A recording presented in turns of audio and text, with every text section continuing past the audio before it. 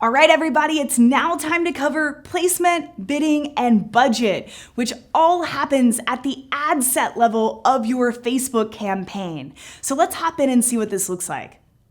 All right, everybody. So in this video, we're going to talk about some things that happen at the ad set level that we didn't cover in the targeting module. So things like placement, bidding, and budget. So let me just open this here for reference. A lot of what I'm talking about, and by the way, just to get through to this part, I set our objective as conversion. But most of what I'm talking about happens from here down. Now, this area of Ads Manager will be different depending on which objective you choose. Now, for placement, it's pretty much always going to be the same.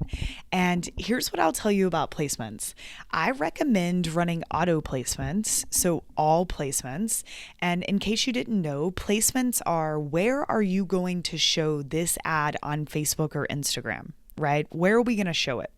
So especially when I'm first starting out and testing, I like to use auto placements unless there's a reason I can't use a certain placement. For example, if you have a video over 60 seconds, it can't play on Instagram as an ad, so you would have to unselect that particular placement.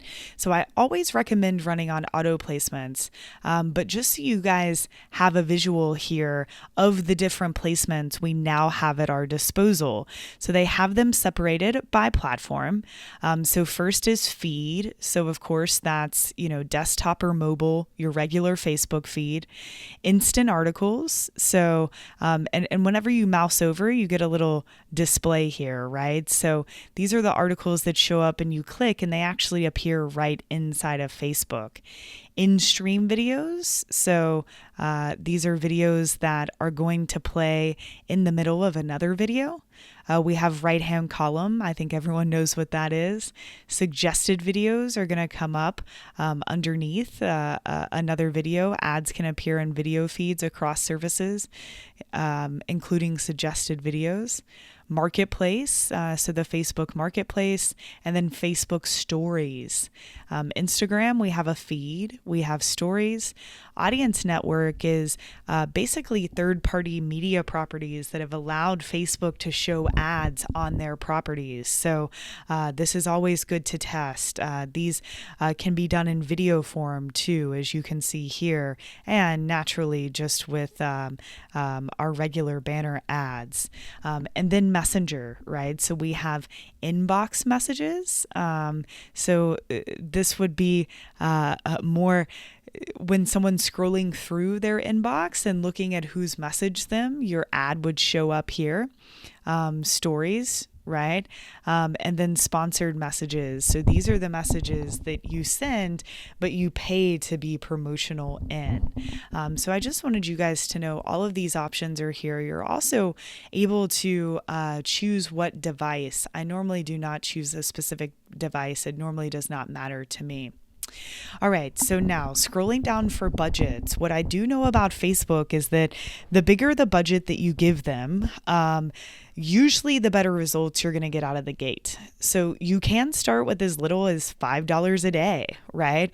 But I really recommend at least trying to spend $100 to $200 a day on a campaign to get some really good data quick and to give Facebook that budget that they need.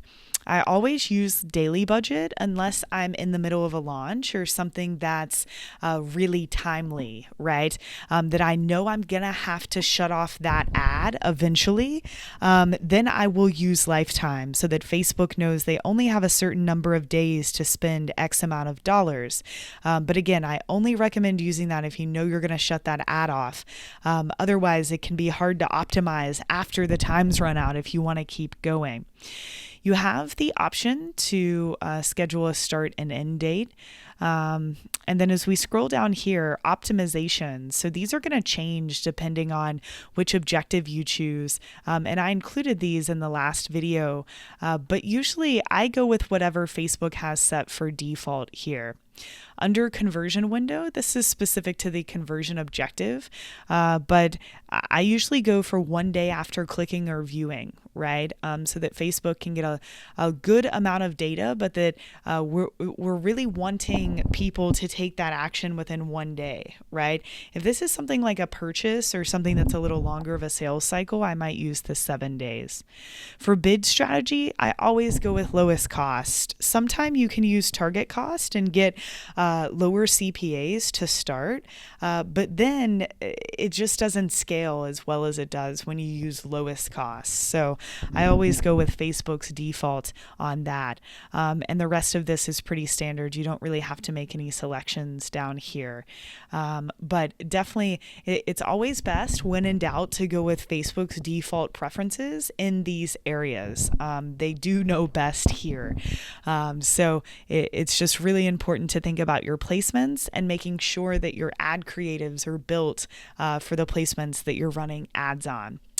All right, guys, so I just wanted to take this video for you to understand the rest of the ad set section. So we covered campaign, you understand the ad set section here, and we'll talk about more of the ad section when we cover campaign setup later in this module. Thanks for listening, guys, and I will see you in the next video.